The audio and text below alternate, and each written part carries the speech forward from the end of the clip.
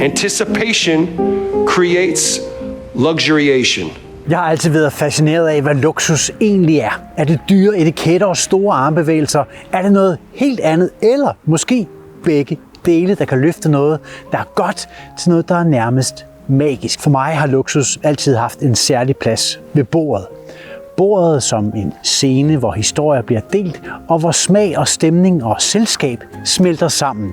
Det, der sættes på bordet, hvad enten det er hjemme eller ude, kan løfte et øjeblik til mere end bare en handling, der mætter.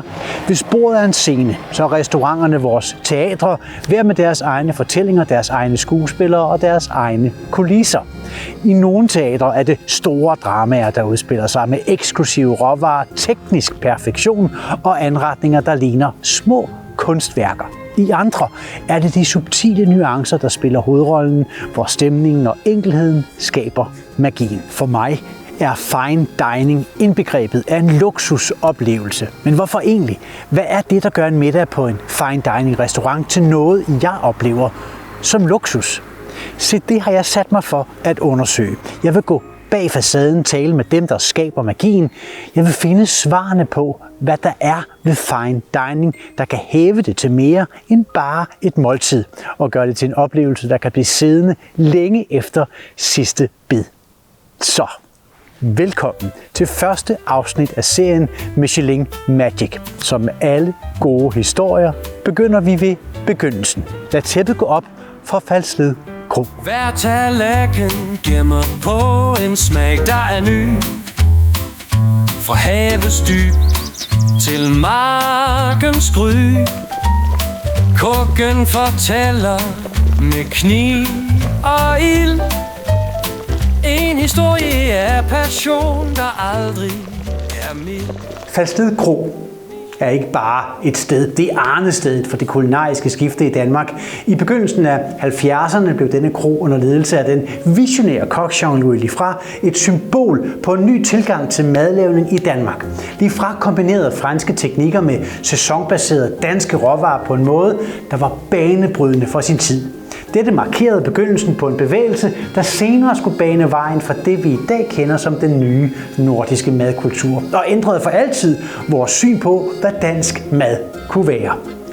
Og det var lige her, på Falsled Kro, at Danmark for første gang for alvor blev sat på det kulinariske landkort. Et sted, hvor tradition møder innovation, og hvor hver eneste ret bærer på en historie af passion og håndværk. I dag er Falsled Kro en institution, et symbol på alt det Michelin-magi handler om. Og det er derfor, at det er lige her, at vi starter vores rejse. Michelin-magi, hvor stjernerne bor. En scene af smage, en fortælling, der gror. Fra råvarer til kunstværk, en dyb harmoni. Det er mere end et måltid. Det er magi. Interview med Kasper, take it. Hvis du skulle beskrive essensen af Falsled Kro i én sætning, Hvad vil du så sige? Jamen jeg tænker, at vi er jordnære. Det er det, vi har arbejdet på i mange år, at være omkring vores gæster og være i øjenhøjde med vores gæster og ikke være sat på en pedestal, hvor man føler sig malplaceret. Man har lyst til at være her. Man har lyst til at lægge benene op på stuebordet hernede sagt, ude i pejsestuen. En ting er, at I gerne vil være i øjenhøjde, men hvilke slags handlinger foretager jeg, så man rent faktisk kommer i øjenhøjde? Det er jo i hvert fald enormt vigtigt, at vi tør at være ærlige over for vores gæster, og vi er sammen i huset med vores gæster, og at vi har lyst til at være her med vores gæster. Man kan mærke, at der er en nerve i huset, og man kan mærke, at der bliver lavet mad, og man kan mærke, at der er en service, der kører sådan i løbet af dagen.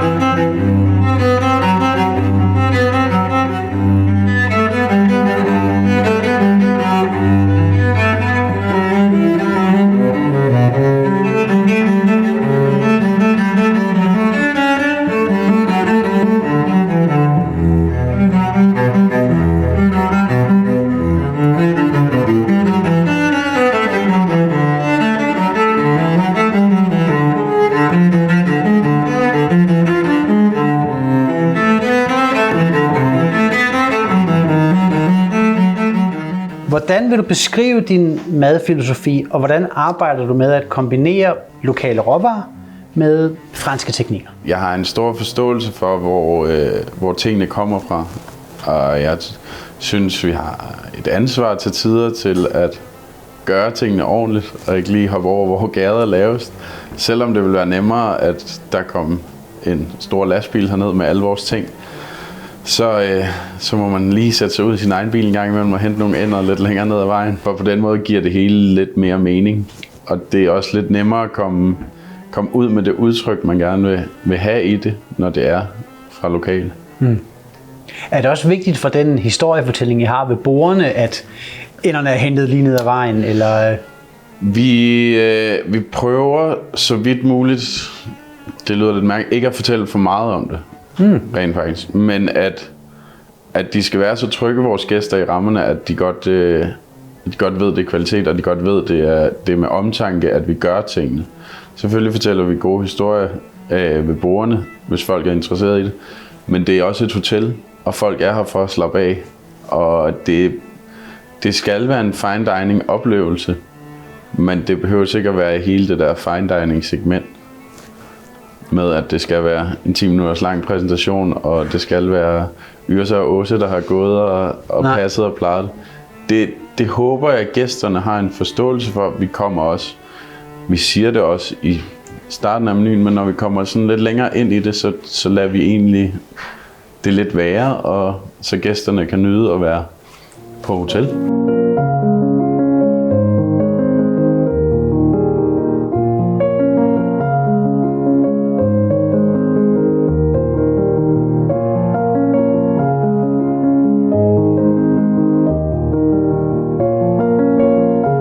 Prøv at fortælle lidt om rejsen fra gammel kro til 5-stjernet hotel. Der er 12 familier, der ejer kroen, og de vil gøre alt for, at kroen også skal bevares videre frem. Der er investeret i tocifrede millionbeløb, for at vi kommer op, hvor vi er i dag. Hvordan bliver man et 5-stjernet hotel? Det var en receptionistchef, der sagde, om vi havde overvejet at blive et 5-stjernet hotel. Så det har vi ikke rigtig arbejdet på, så han foreslog, om vi skulle prøve at gøre det. Og det viste sig egentlig, at vi var nærmest et 5-stjernet hotel, inden vi vidste af, så vi skulle købe meget få midler. Og så var vi egentlig rated så højt i forhold til den her pointskala, man ligesom går ud fra, jamen, så var vi et 5-stjernet hotel. Vi er det 5. 5-stjernet hotel i Danmark, og der er 4 i København, og så er der 1 uden for København, og det er os. Michelin-magi, hvor stjernerne bor. En scene af smage, en fortælling, der gror. Fra råvarer til kunstværk, en dyb harmoni. Det er mere end et måltid, det er magi. Hvad inspirerer mig? Jeg er utrolig meget for at opgradere de ting, vi i forvejen har. Det tror jeg er mere mig, og så ændre komponenter. Selvfølgelig skal man lave en samlet ret til at starte med, men det må godt udvikle sig. Det må godt komme nye ting ind for vores landmand, der kan komme på retten, og så tage nogle ting ud. Forfine det hele tiden. Og lige hvor inspirationen kommer fra, det ved jeg ikke. Det er ikke fordi, jeg sidder og læser tykke kogebøger derhjemme, eller sidder på Instagram og tænker, det der kunne jeg godt tænke mig at lave. Det er mere nogle råvarer, jeg godt kunne tænke mig at arbejde med. Og så må jeg lidt tage den derfra, fordi jeg har også en landmand, og nogle gange er squashen lige lidt større end andre gange, og så må man finde ud af, hvordan det hele kan passe ind i det her sådan lidt lukket univers, fordi folk ved godt, hvad de kommer ned og skal have, men gør det inden for rammerne, så vi stadigvæk kan være lidt sådan dagsbaseret på ting. Ja. Arbejder du med de benspænd, der måtte opstå, og der så ligesom kommer noget nyt oven på det? Kunne man for eksempel forestille sig, at I havde den her ret, og så kom der ikke trøfler den dag? Og så må man finde på noget andet? Det er noget, vi har meget af. Fordi min filosofi nemlig er ikke at skal rundt i hele verden og hente råvarer. Så er der nogle helt naturlige benspænd i, hvordan det er at drive køkkenet. Der er nogle gange ikke de samme slags kål. Der er nogle gange, så den her uge, det regnede helt vildt, så der er ikke nogen squash, fordi alle blomsterne er væk. Ja. Det er meget at stole på, at man har nogle dygtige mennesker i køkkenet, og tro på, at de kan lave maden, fordi det bliver aldrig så meget i rammer hernede, at vi kan sige, jamen, vi skal bruge 1 kasse af det her om ugen, og det skal være samme størrelse, og for så går der lidt af til sådan, synes jeg, der går lidt af det jordnære i at være på kroen af. Hver tallerken gemmer på en smag, der er ny. Fra havets dyb til markens gry. Kokken fortæller med kniv og ild en historie af passion, der aldrig er mild. Når smækken forenes i perfekt balance, er det som en dans. Falsted Kro er jo en del af en organisation, kan man vel kalde det, og nu må du rette mig, hvis jeg udtaler det forkert, Relais Chateau. Det er fuldstændig rigtigt. Som jo er kendt for at fremhæve unikke og luksuriøse hoteller og restauranter. Hvad betyder det for jer at være en del af den her sammenslutning? Jamen, vi er jo så heldige, at der er nogle andre, der har valgt det for os. Jean-Louis, som har været på kroen igennem 40 år, som er en stor del af kroens historie. Han er franskmand og valgte efter nogle år at blive en del af den her organisation i forhold til unikke steder rundt i verden. Jeg synes jo, at det er for os enormt privilegeret at få lov til at være med. Der er nogle meget, meget skrappe krav for at komme igennem nåleøjet, og jeg ved, at igennem udviklingen, jamen, så er det kun blevet strammet mere og mere til. Kroen har været medlem i 51-52 år, tror jeg, vi er på nu.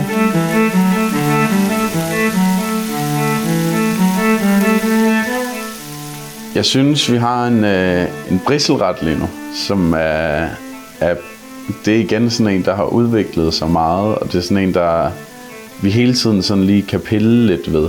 Vi kan hele tiden lige gøre noget, selvom det er aldrig fordi, den har smagt dårligt, men den er bare blevet forfinet på så mange måder, at nu er det virkelig godt. Det er sådan en lille konfiteret brissel med, så vi kalder den en frikadelle ude i køkkenet. Friteret brissel, så smører vi fars på, der er fyldt med oksehaler og konfiterede svampe ude fra skov.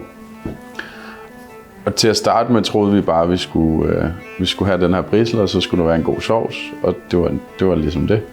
Og nu er det blevet til noget med, at der er en puré på persillerødder ude for vores landmand, og der er et sådan reelt stykke kål, og det kunne vi så ikke få i sidste uge, og så må man lave nogle andre ting. Og, sådan. Og det er lidt sådan en ret, der aldrig kommer i mål, men den smager altid godt. Og det synes jeg er enormt interessant.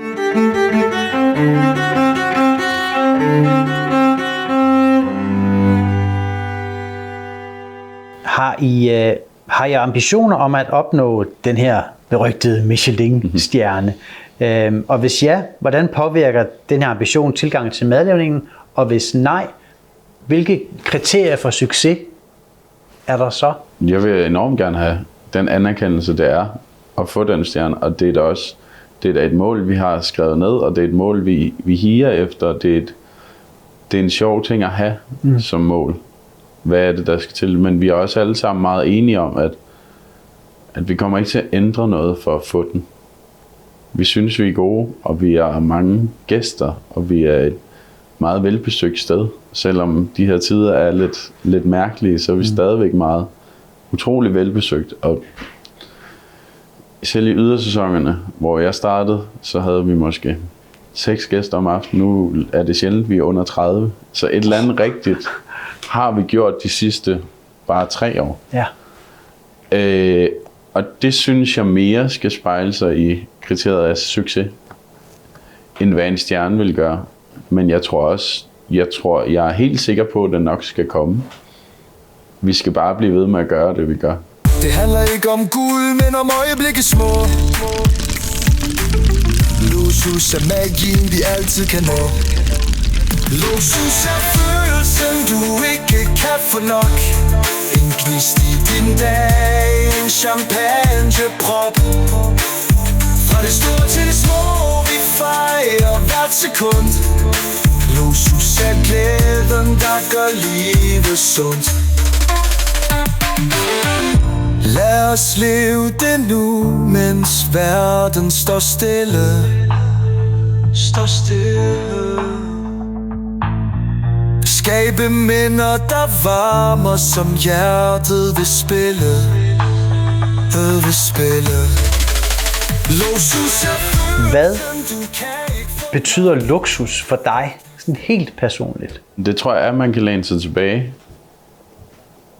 Og ikke skal være på stikkerne.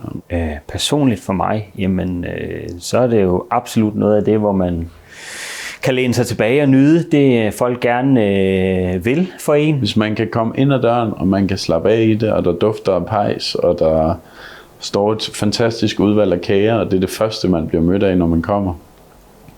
Til man kan bruge 3-4 timer på værelset og hygge sig med den, man nu har med, eller dem, man nu har med. Og bare have det mega fedt i nogle selvfølgelig rammer, der også gør det er en luksus at være i. Ja. Det havde ikke været det samme, hvis det var IKEA-møbler over det Nej. hele. Det er der ingen tvivl om.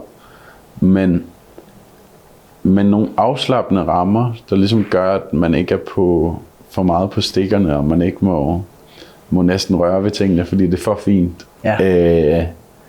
Så det er der, jeg tror, man rammer, i hvert fald mig personligt, sådan det største luksus i det. Når smagen forenes i perfekt balance, er det som en dans, en smagfuld trance. Luksus er tiden, detaljernes spil, hvor alt er nøje valgt og intet er tilfældigt. Hver detalje løfter, hver nuance står. En oplevelse skabt, som vi altid forstår. Michelin-magi, hvor stjernerne bor. En scene af smage, en fortælling, der gror. Fra råvarer til kunstværk, en dyb harmoni. Det er mere end et måltid, det er magi. Der er lige en sidste ting. Inden vi siger farvel fra de fynske egne, har jeg en vigtig opgave til Kasper og Simon. Og det er noget, der kræver eftertanke og samarbejde. Noget, der kan og vil påvirke, hvordan vi fortsætter vores rejse. Kasper og Simon, de skal nemlig nu beslutte, hvor vi tager hen næste gang. Og de skal fortælle hvorfor, og de skal blive enige om et sted. Et sted, hvor vi giver stafetten videre og fortsætter i næste episode af Michelin Magic. I kender jo opgaven. Vi skal sende stafetten videre til det næste sted, og I skal blive enige. Skal blive enige. I skal blive enige Simpelthen. om et sted. Det er mere end teknik, det er sjæl og passion. Fra jord til tallerken, en smagens vision. Når alt spiller sammen i perfekt harmoni, så mærker vi magien i gastronomi. Som alle gode historier, så begyndte vi ved begyndelsen. Falsted Kro, stedet hvor Jean-Louis Liffra bragte Frankrig til Falsted, og dermed tændte gnisten til en gastronomisk revolution i hele Danmark. Men fandt jeg så svaret på, hvad luksus egentlig er? Mine samtaler med Kasper og Simon har givet mig et billede af, hvad luksus er her på Falsted Kro. Og det handler i al sin enkelhed om at sætte gæsten i en tilstand, hvor de virkelig kan nyde al den overdådighed, de oplever. Men er det hemmeligheden? At skabe en følelse af hjemlighed midt i al elegancen, som de selv beskriver det, ægte luksus er, når man kan føle sig hjemme, måske endda smide benene op på bordet foran pejsen i krogstuen, og samtidig opleve noget, der løfter dig ud af hverdagen. Men min rejse stopper jo ikke her. Falsted Kro har givet mig et fascinerende indblik i, hvordan luksus kan tage form, men er dette hele svaret på, hvad luksus er? Eller er der flere nuancer at udforske? Simon og Kasper har givet stafetten videre. Hvilke historier, oplevelser og hemmeligheder venter der på mig der? Vi får se. Jeg håber også, at vi ses næste gang, der er Michelin Magic. Hej. Der er jo ikke mange, der måler sig med os. Så den er jo... Det giver sig selv. Et sted, jeg er godt glad. Det var, så skal du være oppe på dessertmenu. Jamen, han er jo også et godt bekendtskab i huset. Du siger, du har fået dit livs måltid hos ham på Clue. Ja, det var dengang, han havde Clue. Vi er enige. The Samuel, tror jeg, i Hellerup med Jonas Sand Berntsen. Det er mere end teknik, det er sjæl og passion. Fra jord til tallerken, en smagens vision. Når alt spiller sammen i perfekt harmoni, så mærker vi magien i gastronomi. Michelin-magi, en oplevelse stor, hvor smag og sanser for evigt gror.